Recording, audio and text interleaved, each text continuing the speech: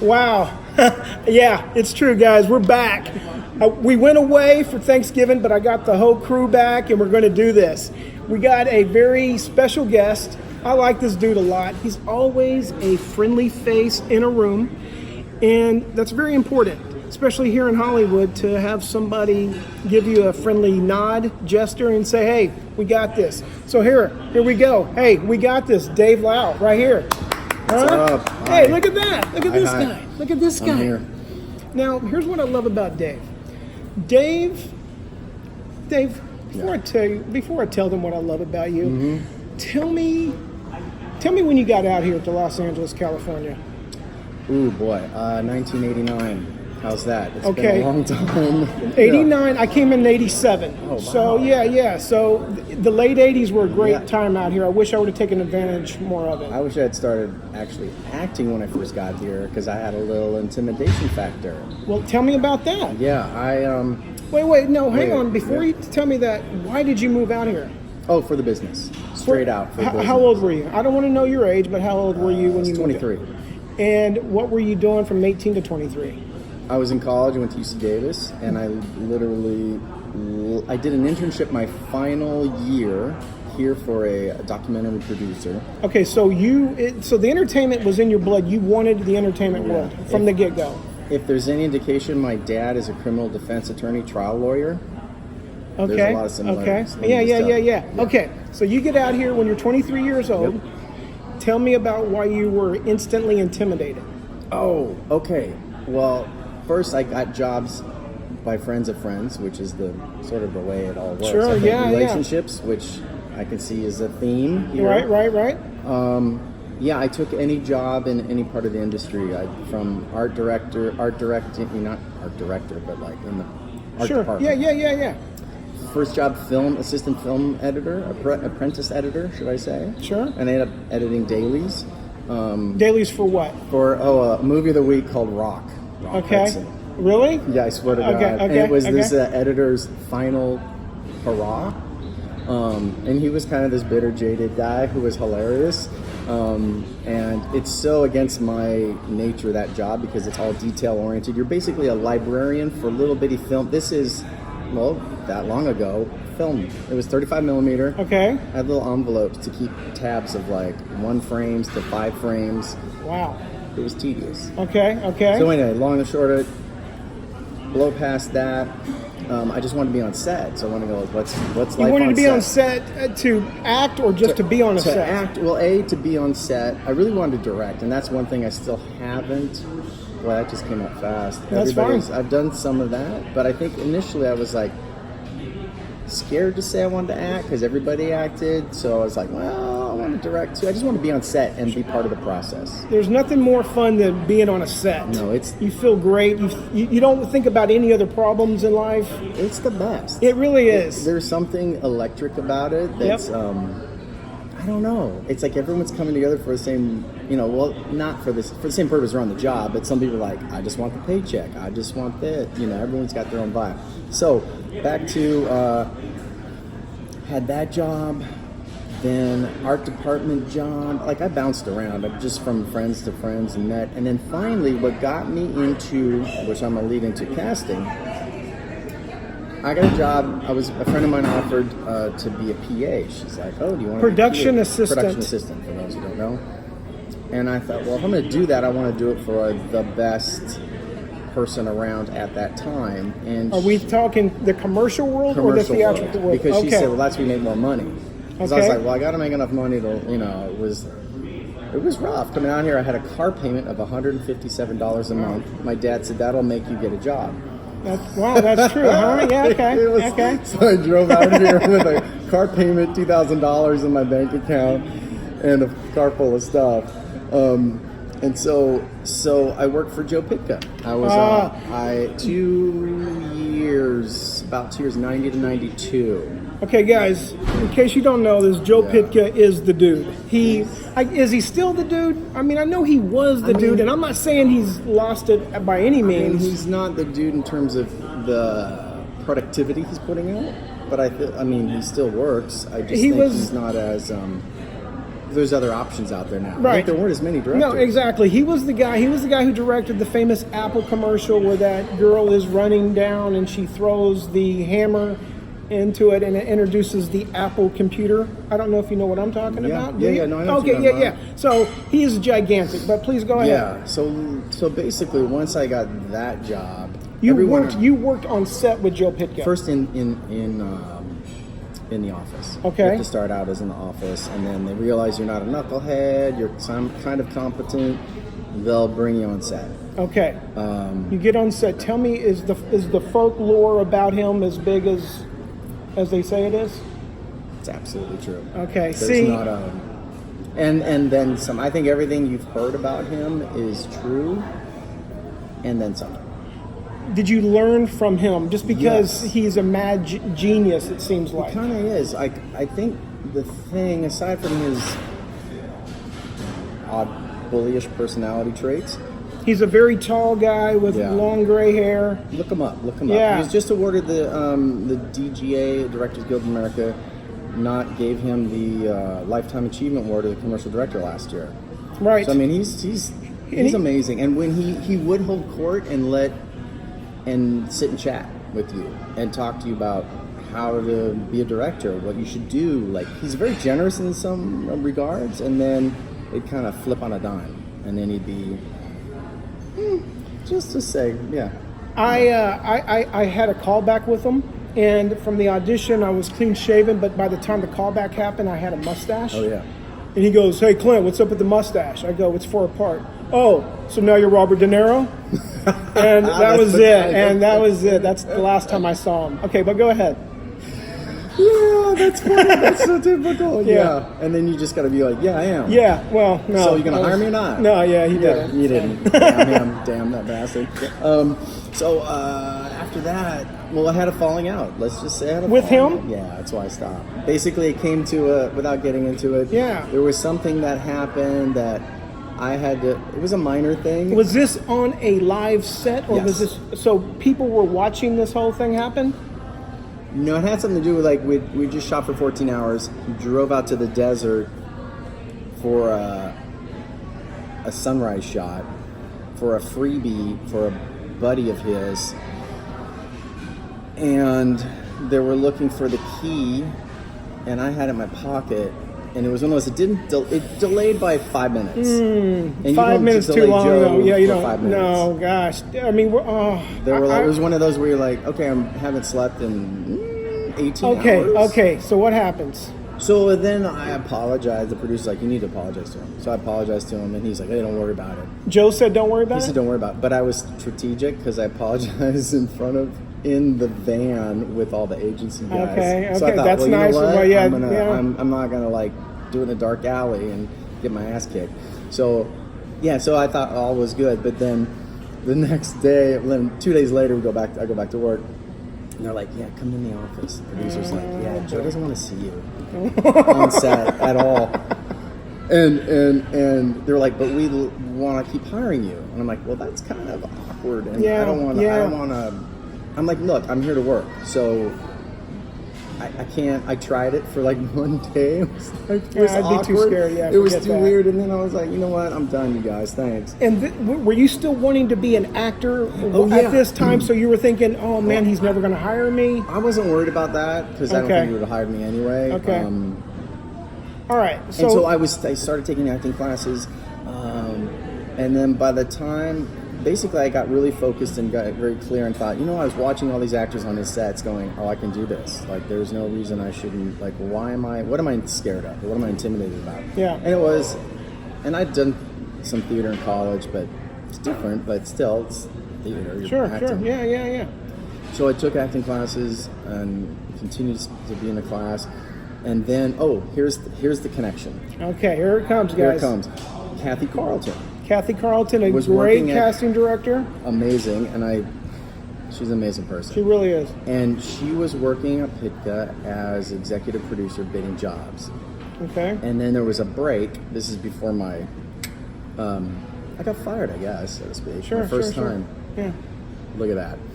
I'm proud of it. Okay. And another producer said, "Hey, do you want to, in the downtime, you want to work with Kathy doing real people casting?" And I was like, and he goes, "Don't even say she's amazing. Just say yes." I'm like, "Okay, yes." So Okay. So then that's how I got into casting. And Tell that's them how what I casting means. Tell them what casting means. Oh yeah. So basically, for that, we started real people casting is with Joe doing a lot of like, say they needed surfers for this particular one. They needed surfers, mountain bikers, For a swimmers, certain commercial. it's actually for a Nike spot. Okay. And so what we went around is back then, before cell phones and the internet. Sure. Yeah, you basically phone booked it, called reference, put out flyers. You went around and basically like walked down the beach early morning, catching surfers coming out, going, "Hey, do you want to come interview for a commercial?" Did people seem like, dude, who are you? Well, What are you? Yes and no. That's why Kathy strategically said, you can't just have two guys. It has to be a male and a female Smart. to kind of balance it out. Sure. So you feel like, okay, there's non-threatening, either from the male side or female side. And so, and Kathy's gracious and fun and approachable. So it was easy working with her. This is when she was going out in the field. So it was awesome. Like, I thought, this is casting. This is pretty cool. Okay, so you do real people casting, and then then she got into, and then she transitioned into, right away, because of her work ethic and her eye and her just likability,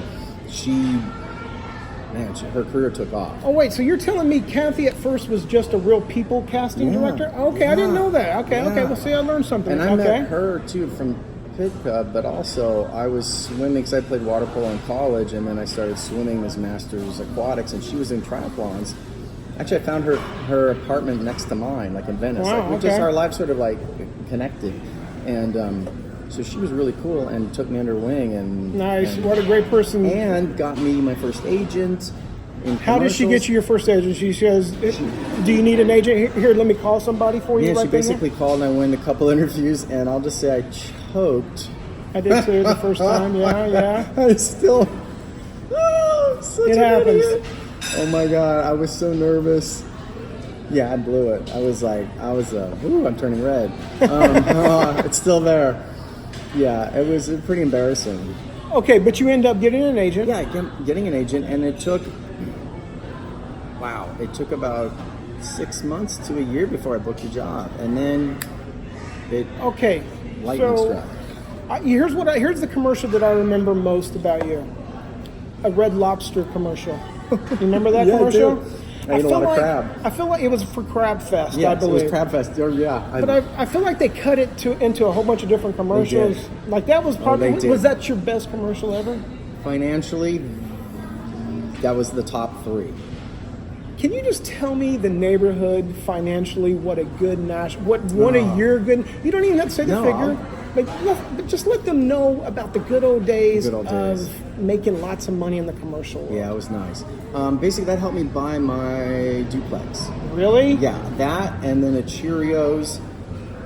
Was it one of the Cheerios where you have a daughter, she's saying, "Dad, eat these, I want you to stay around for a long time"? I wanted to get in one of those. Those were cool. No, this was one where it was a little slightly comedic about, hey, I lowered my cholesterol. And I was on camera for, hi. You know what? Boom. I remember you, yes. And that got cut into 3 spots. So basically, you could say anywhere from, I always tell people conservatively, like 10 grand a cycle, meaning 13 weeks. Sure.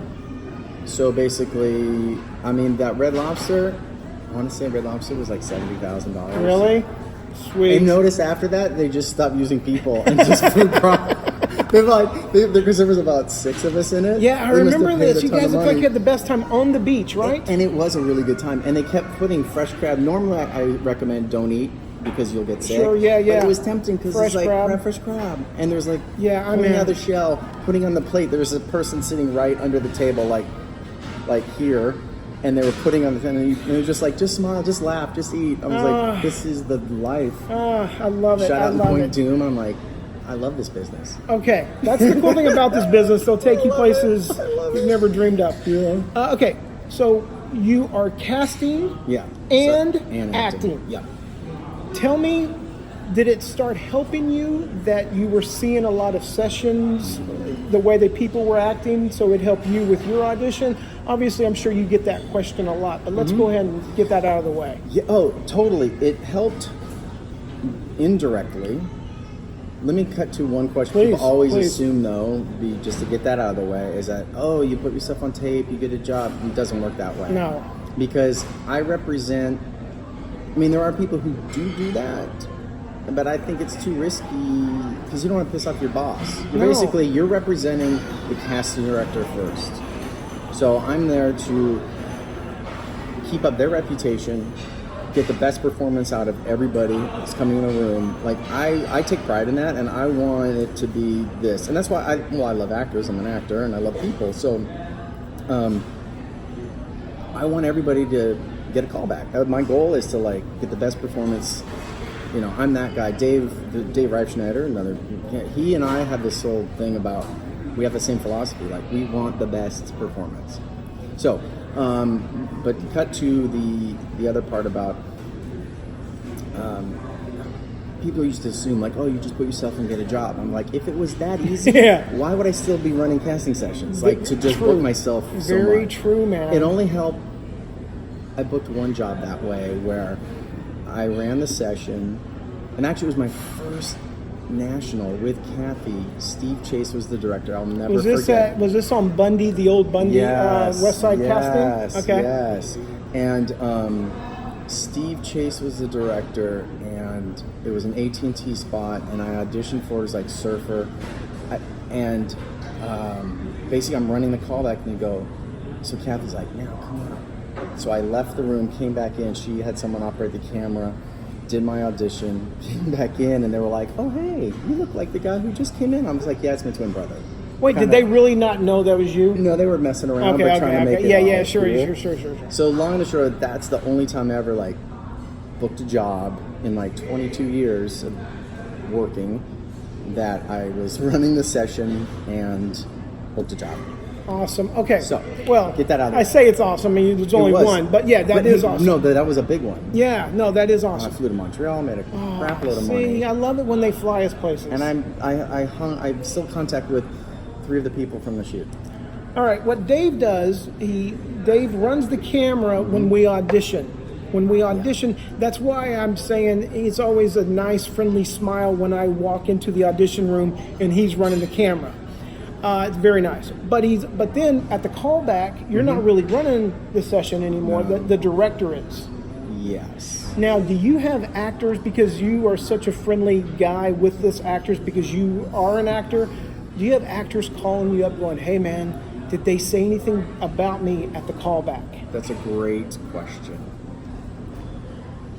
Yes and no. We actually have other session directors who are most of them are actors. I'd say 99% are actors. The ones I'm close with, we have a agreement that, do you want me to let you know? Like, there's a few of us who were like, yeah, could you give me feedback? Tell me what's up. Am I gonna? The only thing they can really let you know is if you're on a bail or if they're considering you. They're not going to know if you booked the job right like that, because they had to talk about that. Yeah, for 24 because yeah. So, but I will say, like, to a friend of mine who I thought she was going to get the job.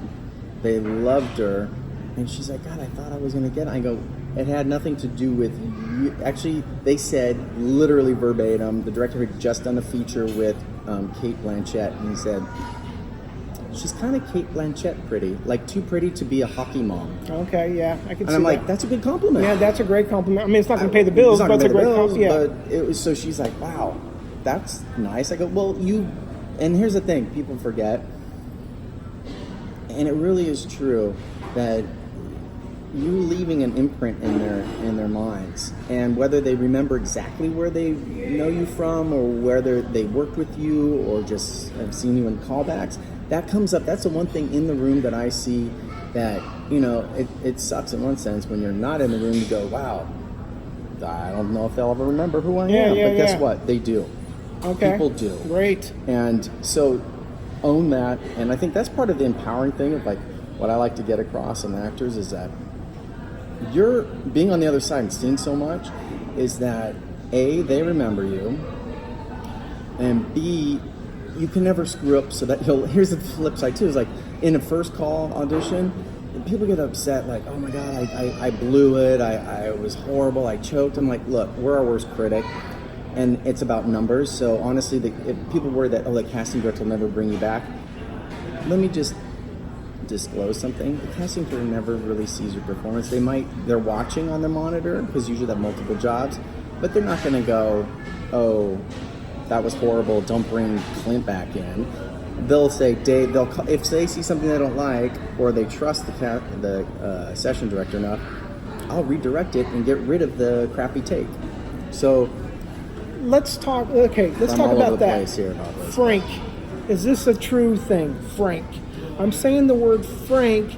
This is what casting uses. This is what I heard. But is this true? Tell us what frank means. It's so funny. I don't think people use it as much anymore. Really? Yeah, it was a thing. They're like, oh, call Frank.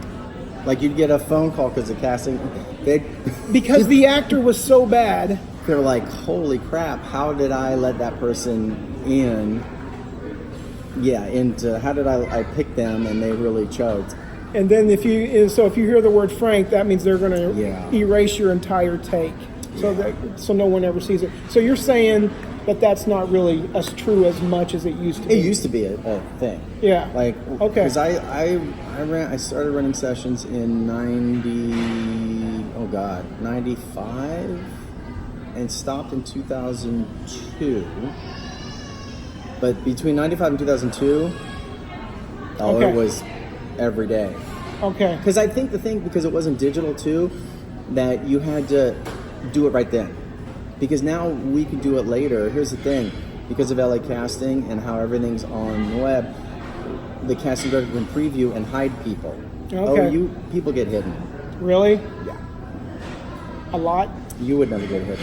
I wouldn't? Are you just saying that because I'm interviewing you right now? No, it's true. Like, I think it's for people who aren't known, inexperienced. Like, the cast director takes a chance and bringing, maybe they got pitched the client from an agency, said, oh, hey, you got to see this guy. They come in and they're like, they're not right. And, and it depends on the relation. It depends on so many things, like the relationship with the director. Wait, stop right there. Yeah. So say I see the director coming outside into the holding area where the actors are waiting, and the director says hi to one guy over there. Mm-hmm. Should I think that guy's going to get hired because the director acknowledged him? No. Okay. That's another one. I was thinking about those kind of things on the way over here. I've booked jobs in every possible scenario, being the first one in, being the last one in. First call to call back. Director literally, this is his computer. Just do it again. Okay, thanks. Never looked at me. I booked a job. And did you go home depressed because he didn't even look up at you? Like, he didn't even look at me, and like you're mad at yourself, you want to quit, and then you get the phone call? I was just a little annoyed. To me, it's the personality part of like, dude, just look up. But then again, you know what? What I've learned is that there'll be times you're in a session, you don't, your ears, you have two ears, boom, you can hear performance. So you don't really need to look. Right. Like, if you know what you're going for, you can hear the authenticity, hear that it's on point. And because he's already looked at you because he looked at your audition. So he knows what you're bringing. Brought you in, so he's like, I like him, he can do it. Dave. Yeah. What is there any advice that you could tell, like the older Lions in the room, because now it's a younger Lions game, but there's still a lot of us left trying to figure it out. Is there anything that you could tell us about? Oh my gosh. That what I tell myself too? Yeah. Every day? Yeah. Oh my God. First of all, everyone says oh my God. They say the sky's falling because it's all going non-union, and it really isn't going all. It really isn't. It's a misnomer. There are a lot of people like to throw out 70%, all these, and maybe some offices there are, but overall I wouldn't say it's that. I mean, it might be 40 to 50%, which sucks. Yeah. But that still means, this is the thing, I think it's always important to focus on what you can control. Yes. And use the word how can I improve my chances? How can I mix up my game? How can I not get stagnant? How can I improve my chances? Yeah. Or that guy out there. What's something that we can do? Just something. What is it what's the new way of casting? What are they looking for? I'm glad you asked that because I was thinking about that too. Because I do teach through, I won't plug it. Plug it, baby. Okay, I won't plug it because I'll plug it. I will. Plug it. I teach through Allison and Ross's class. Allison Horn. And Ross Lacey. Ross Lacey. It's not, you won't guarantee get me as a teacher. They're all awesome teachers. But the one thing we all sort of... Is Allison Horn and Ross's class together? Is it one class now? Yeah, it's like one class. It's okay. It's basically, it's taught at 200 South, and they both do the Q&A at the end. You know someone has a license plate that says 200 South? No, they don't. Yeah, really? Go ahead. Go ahead. I don't know. Sorry, I got distracted. What were you asking me again about? I'm asking you, is there anything that we can do differently to help our chances? Being the older lions in the room, is there anything that's changed that we need to know? I would say not that's changed, but I think it's easy to get complacent and not listen and think that I'll just phone it in or just whatever. They know me or they don't know me or not give a F on it. I think the really important thing is to really treat it like you would a theatrical audition or something where you're like, okay, how can I look at yourself as a collaborator? A creative collaborator. How can I let them know this is a choice that will work? What can I do? I think the part of it is there's a little more expectation that you're going to come in and solve problems for them. Right. Because there's some really, really, really young creatives on the agency side, in their mid-20s to late 20s. Yeah. And also, which is interesting, I've seen more and more people who have done improv and sketch. There's some people from Chicago who are with Second City and they're copywriters, which is a great thing. Yeah, great. Yeah. So they kind of have their own so you want more people like that in the room. But basically, coming in and put your spin on it. Honestly, my thing is don't ever forget you have a point of view and put your point of view on it, and it may work, it may not. Okay, here's one of my final questions. We're going to have to start cutting down, unfortunately. It goes by quick, doesn't it? Yeah. You bring everybody into the room for a group explanation. Yes. Sometimes, even me, who's been doing this for 32 years, is scared to be the one guy who asks a question. Oh. Because I feel like it's taking up time. No, do it. Ask the question. Really? Always ask the question? Please ask a question, but then here's something also. I also learned that if a question is a general question, ask it, but if there's something about you're going to add to it, I don't want to give something away that someone might not be thinking. I'll just say, being competitive, I'm like, hey, guess what? I'm not going to share my thought on that now in the room if I think it's something that can be. Yeah. I'm not giving a tangible explanation. But I get it. You know what I'm saying? Yeah, I get it 100%. If I said, well, but what if I came in from over here and da-da-da-da? Yeah. That wasn't. Now the other actors think, oh, that's a good idea. Yeah. Right. I'm like, So be careful with the questions, but ask the questions. Always ask the question. Tell me this. Hey, are you willing to shave? That question. You hate the question, right? It's stupid. How many people try to be funny with that question? Are you every time we if As I a show woman, up I'm with going to this? look at you right now and cut you off. A woman, don't make a joke like, "Oh, I'll shave too." Right. Thank you. Because guys, face? because every time we go to an audition, if we have heard it. any stubble, they always ask, "Are you willing to shave?" And everyone thinks that this is their moment to be really funny. Don't do it. Don't do it. It's annoying. Yes. It's just totally annoying. And then the one thing though, of course you will, but then there's people who will say, "Oh, we can talk about it."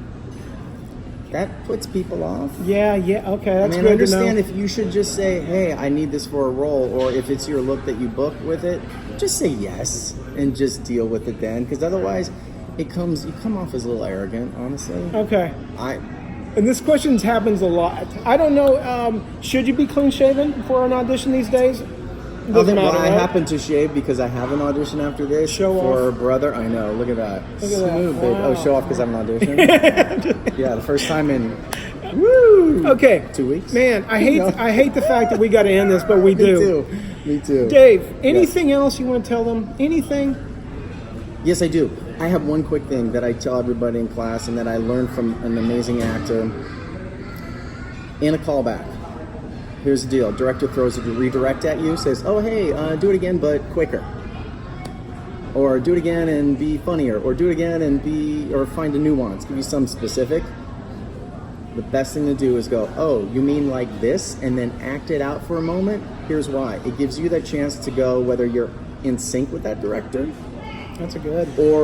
And it gives you a free take without rolling the camera. Wow, nice. So that you don't go, oh, wow, I just blew it. I don't think I got what he wanted or I gave what he wanted. Dave, That would be my tip. That's a good one, dude. Yeah, and I kick myself when I forget to do that. That's a good one. So don't forget. Dave, do me a favor. Yes. Tell everybody bye. Bye, you guys.